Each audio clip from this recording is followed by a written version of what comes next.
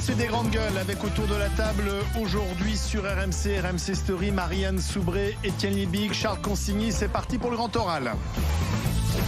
RMC. Le grand oral des grandes gueules. Sébastien Chenu, bonjour. Bonjour. Vous êtes l'adversaire de Xavier Bertrand dans les Hauts-de-France, tête de liste RN pour ces élections régionales. On va y revenir dans un instant. Mais ce matin, dans les colonnes du Figaro, Emmanuel Macron défend son bilan sur la sécurité, un an avant la fin de son quinquennat. Voilà ce qu'il dit: je me bats pour le droit à la vie paisible. Vous partagez effectivement ce combat ? Alors, rien ne nous aura été épargné avec Emmanuel Macron.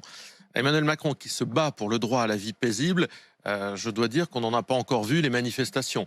On a plutôt vu l'inverse depuis qu'Emmanuel Macron est président de la République. C'est-à-dire qu'on a vu le chaos, on a vu la violence, on a vu l'insécurité augmenter, y compris dans les campagnes.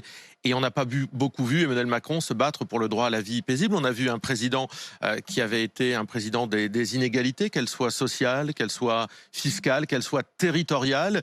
On a vu un homme qui a beaucoup divisé les Français, qui a beaucoup abîmé notre pays et qui aujourd'hui, finalement, est rattrapé probablement aussi par l'actualité et vient nous dire, parce qu'il a l'œil sur les sondages, que l'insécurité est probablement la préoccupation avec l'emploi numéro 1 des Français. Eh bien, il vient nous dire qu'il est celui qui veut unir le peuple. Je me souviens de ses discours pendant l'élection présidentielle sur la bienveillance, même vis-à-vis de ses adversaires. Quand on écoute aujourd'hui, par exemple, le garde des Sceaux, on se demande où tout cela est passé. Non, décidément, Emmanuel Macron ne s'est pas battu pour la vie paisible des Français. Je crois même qu'il a fait exactement l'inverse. En ce moment, il y a pas mal d'incidents dans certains quartiers, à Tourcoing notamment. C'est la deuxième nuit où il y a eu des émeutes.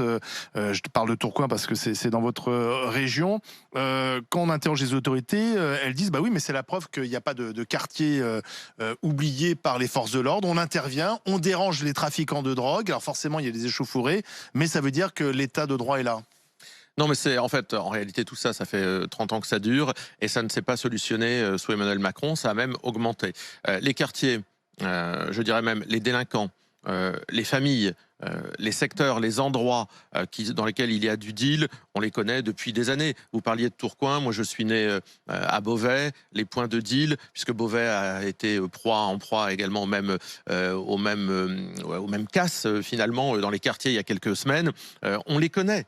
Donc la réalité, une fois qu'on a dit ça, et une fois qu'on a identifié tout ça, on voit bien que ce qui manque, c'est le maillon de la peine, le maillon de la sévérité des peines.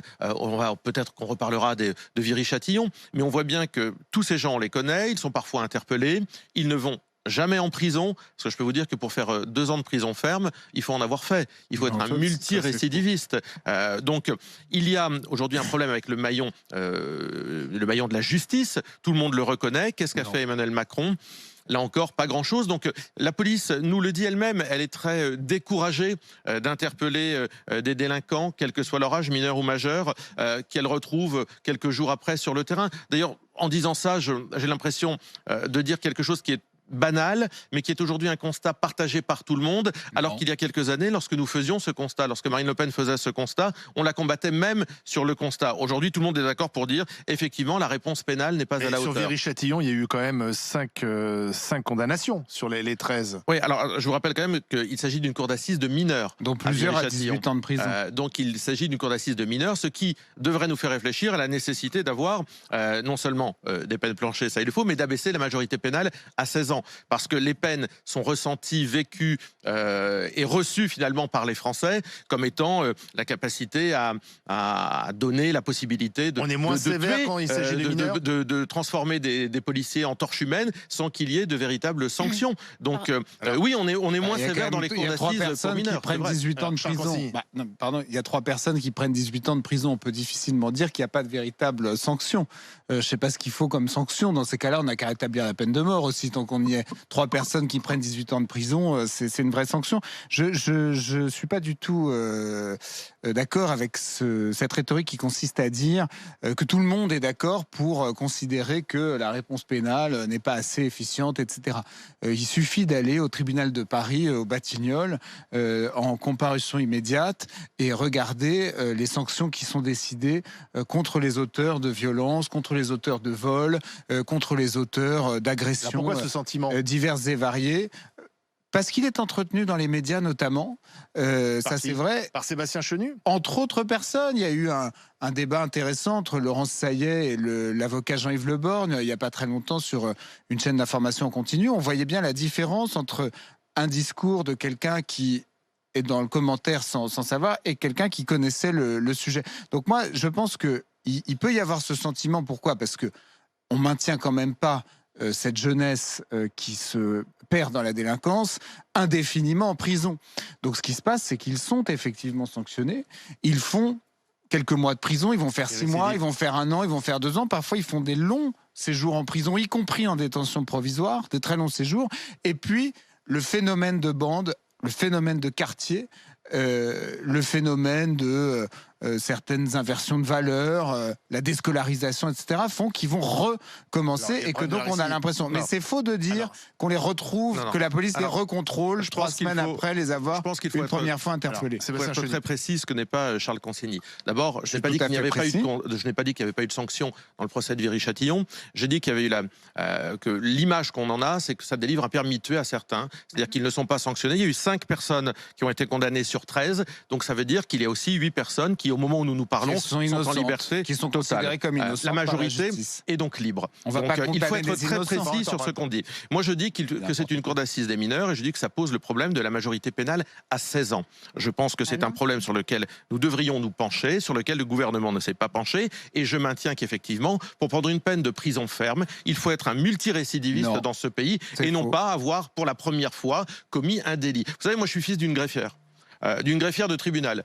Donc je peux vous dire que toute ma jeunesse et toute mon enfance, j'en ai entendu parler et j'en ai vu passer à travers les récits maternels de ce qui se passait dans les tribunaux de notre pays.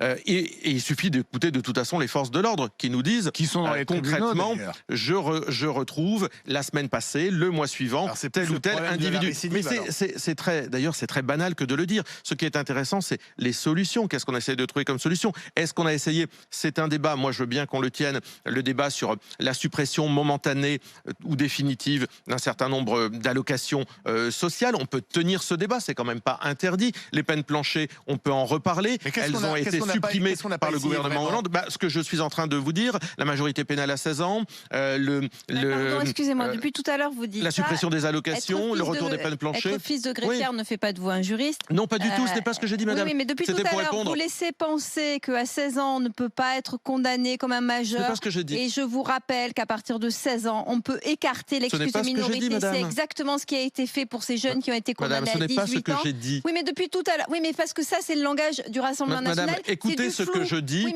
ce sera beaucoup plus simple de le commenter ensuite. Non, mais tout ce que vous dites, en fait, c'est des sentiments. Non, pas du tout. Je pense pas du tout de sentiments. De responsabilité pénale à 16 ans, ça voudrait dire qu'avant, il ne serait pas responsable pénalement. Mais ce n'est pas ce que je dis, madame. Mais madame, vous dites le contraire de la réalité. Je vous fais des propositions.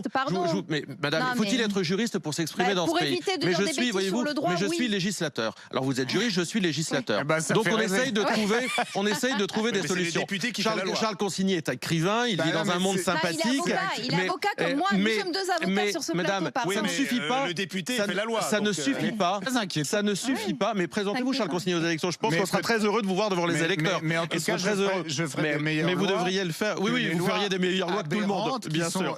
Édictées par notre représentation nationale. Au-delà de ça, le niveau des hommes politiques a chuté. Au-delà de ça, on est tous d'accord pour si vous défendez, mais c'est pas avec vous qui va remonter, c'est sûr. On verra. Bon, si vous défendez l'idée que dans ce pays, il n'y ait pas d'impunité, que dans ce pays, on ne retrouve pas des délinquants le mois d'après sur le terrain. Vous êtes à côté d'une réalité sociale. C'est pas un sentiment, c'est une réalité. Tous les professionnels du droit, de la justice, de la police vous disent qu'ils retrouvent les délinquants sur le trottoir, sur les mêmes trottoirs et dans les mêmes... Je termine mon propos, madame. Je termine mon propos. Et sur ceci, nous allons être d'accord. Voilà. Bien sûr qu'il y a un problème de moyens. Voilà. Bien sûr, vous savez que 5% des effectifs de police sont sur le trottoir, sur le territoire, sur le terrain au quotidien. 4% la nuit. Alors que c'est la nuit, 45% des délits se font la nuit. Bien sûr qu'il y a aussi un problème de moyens. Mais ça, alors ça, s'il y a bien un constat dans le pays sur lequel tout le monde est d'accord, c'est Emmanuel Macron dit que sa promesse de 10 000 policiers supplémentaires sera tenue d'ici 2022. Oui, mais on est un an. Écoutez, sincèrement, est-ce que c'est très sérieux? Un an avant les élections présidentielles. Alors, 10 000 policiers supplémentaires, moi, j'y suis évidemment favorable. Je pense que le compte n'y est pas parce qu'on arrivera finalement à peu près au même niveau que le niveau qu'on a connu sous Nicolas Sarkozy lorsqu'il a supprimé 12 000 de ces mêmes policiers. Donc, finalement, il n'y a pas de progression très importante en nombre de policiers. Je regarde ça parce qu'il faut aussi pouvoir se comparer. On a en France 169 policiers pour 100 000 habitants. Vous avez en Espagne, ou vous avez en Allemagne. En Allemagne, je crois que c'est 298. En Espagne, je crois que c'est encore plus. Donc, vous avez beaucoup plus de moyens qui sont donnés à la police et à la justice dans d'autres pays. Donc, moi, 10 000 policiers, je les accueille avec évidemment attention. attention. N'est pas inférieure dans les pays que vous avez cités. Non, mais il y a plus de forces de l'ordre. Oui, et la criminalité est à peu près la même. Et il y a plus de moyens mis dans la police. Donc, on voit bien que ces problèmes de moyens aujourd'hui, est-ce que c'est très sérieux? À un an d'une élection présidentielle, de tenir ce genre de propos. Plus générale. Moi, j'ai toujours le sentiment, quand j'écoute le Front National, enfin le Rassemblement National, que vous avez misé sur la sécurité, l'immigration, et que ça c'est très bon pour faire votre pub pour les élections nationales. Mais en revanche, une fois qu'on est au pouvoir, ça c'est important sans être essentiel. Je veux dire, devant ce qui nous attend. Devant ce qu'attend la France, c'est-à-dire par exemple là aujourd'hui la Chine qui réellement montre qu'elle veut être expansionniste et nous écrabouiller. Est-ce que par exemple vous aurez la réaction de Salvini qui a vendu ses ports à la Chine dans le cadre de la route de la soie? Est-ce que par exemple sur les questions économiques, sociales, vous avez des propositions originales en dehors encore une fois de l'immigration? Si vous me répondez oui, ce qu'on va faire c'est qu'on va virer les immigrés.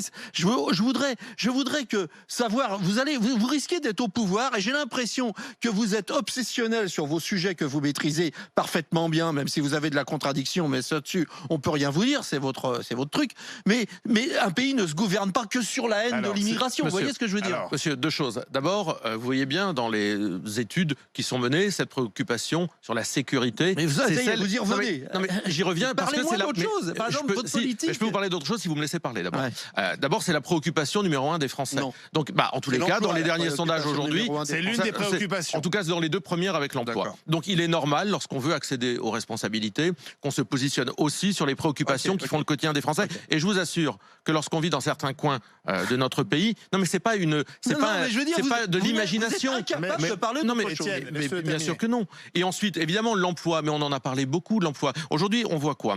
On voit un pays qui est en phase de désindustrialisation permanente. Vous savez, moi, je suis élu du Nord. La fermeture des usines, la fermeture de nos industries, elle continue. Ça fait 20 ans on aurait pu fêter Metal Europe. Depuis 20 ans, que s'est-il passé? On a accéléré la désindustrialisation de notre emploi. Moi, je pense qu'il faut mettre de l'argent dans l'outil productif. Il faut réindustrier la France. Et il faut protéger ce que nous créons en France. Ça, c'est une divergence fondamentale. Les boîtes qui sont parties, c'est des boîtes privées. Monsieur, non, parce qu'elles touchent de l'argent public.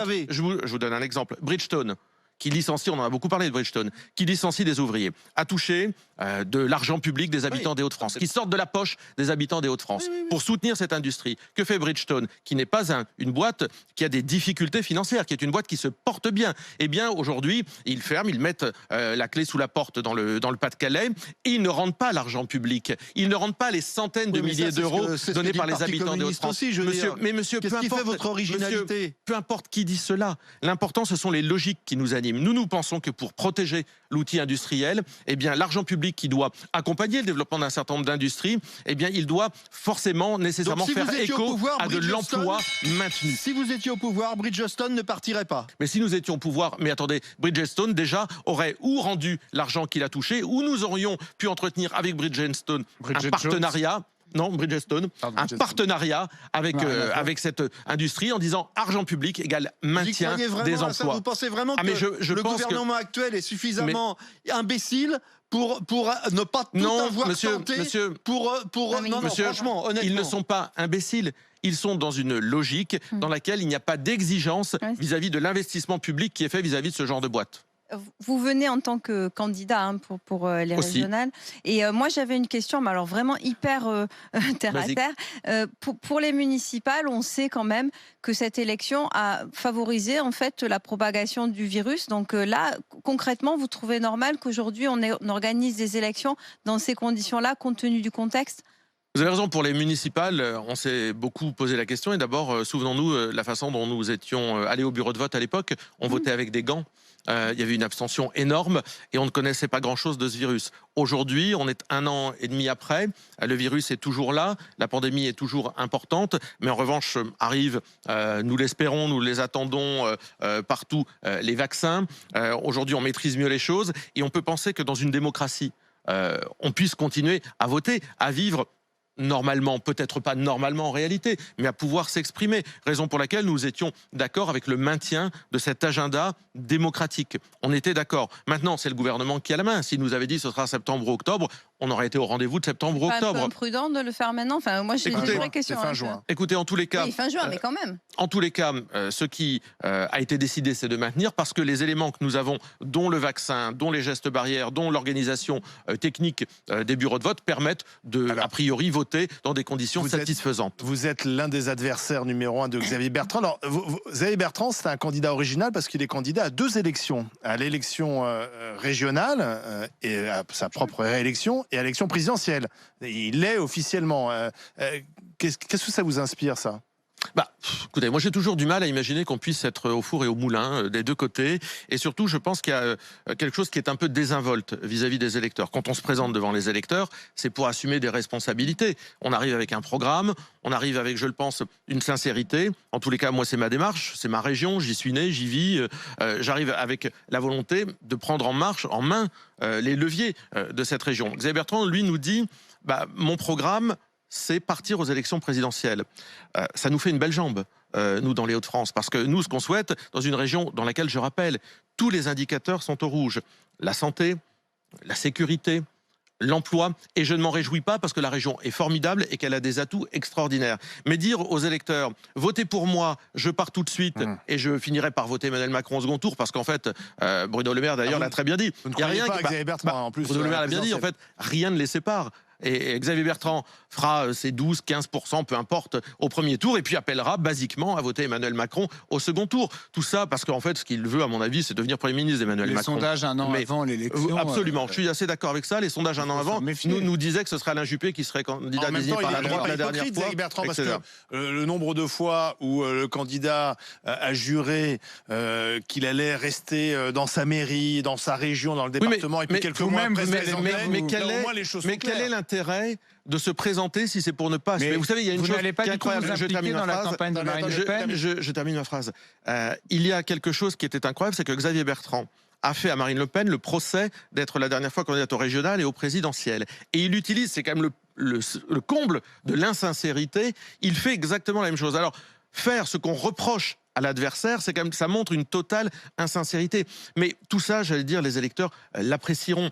Moi, je suis candidat, encore une fois, pour m'occuper de cette région, pour rompre avec aussi un système qui fait que tous les clignotants sont au rouge, pour proposer d'autres politiques, pour faire autrement. Alors on peut en parler en matière de localisme, on peut en parler en matière d'économie, on peut en parler en matière de santé. Nous faisons un certain nombre de propositions parce que nous pensons que nous pouvons faire mieux en réalité, pour protéger notre région. Aujourd'hui, dans les sondages, tout le monde bat Marine Le Pen au second tour, sauf la gauche. Et celui qui est au coude à coude, enfin ça serait serré, c'est Emmanuel Macron. Qu'est-ce que vous en pensez? C'est-à-dire qu'aujourd'hui, vous dites, ça y est, c'est peut-être la bonne, si c'est face à Macron, Marine Le Pen a ses chances? Mais parce que je pense que Emmanuel Macron, Marine Le Pen, ce sont vraiment deux opposés. Leur parcours, leur personnalité, leurs propositions, leur vision du monde. Vous savez, j'entendais Emmanuel Macron, je lisais plutôt une interview d'Emmanuel Macron ces jours-ci sur CBS qui disait il faut que nous apprenions à déconstruire notre propre histoire. C'est absolument l'inverse de ce que nous souhaitons. Absolument l'opposé, ça en dit long, vous voyez, sur la philosophie qui anime le président de la République. Donc effectivement, tous les opposent et par conséquent, ces deux propositions très éloignées l'une de l'autre sont probablement les plus clivantes et celles qui permettent aux gens de mieux se déterminer. Tout le reste, en réalité, qu'on voit, les Xavier Bertrand, les Valérie Pécresse, les François Baroin, tous ces gens-là, ils sont Macron-compatibles. Ça marche avec Emmanuel Macron, c'est la même logique qui est une logique, je n'en fais pas le procès. Parce que nous proposons autre chose, mais c'est une logique libérale, européiste. Il y a des gens qui croient en cela. Moi, je crois que ça ne marche pas. Je crois que ça ne fonctionne pas. En tous les cas, nous avons vu que ça ne fonctionnait pas. Oui, mais c'est dans ces mêmes sondages qui est intéressant, c'est qu'une majorité de Français ne veut pas de ce duel annoncé. Il est programmé parce que pour l'instant, les électeurs voteraient ainsi, mais en même temps, quand on les interroge, c'est le paradoxe français, ils disent oui, mais on voudrait autre chose que Macron-Le Pen, match retour. En tous les cas, effectivement, les scénarios proposés un an avant, parfois ne ressemblent pas à ce qui se passe un an après. Moi, j'ai toujours pensé que Xavier Bertrand ne serait pas candidat au présidentiel, pour deux raisons. Ou parce que je serais président de la région des Hauts-de-France, je le battrais, et donc par conséquent, il se retirait, ou parce que ses propres amis considéraient que sa compatibilité avec Emmanuel Macron, son ambiguïté permanente avec Emmanuel Macron, ne le qualifiait pas pour porter les voix d'une droite qui n'a plus rien de populaire d'ailleurs. Donc je pense que le scénario ne sera pas celui que nous avons devant nous, et peut-être même ne sera pas celui d'Emmanuel Macron face à Marine Le Pen, parce que peut-être qu'Emmanuel Macron aura abandonné la partie entre-temps. Et ça sera Édouard Philippe ? Chacun désignera son champion. Merci Sébastien Chenu d'être venu dans le grand oral des GG.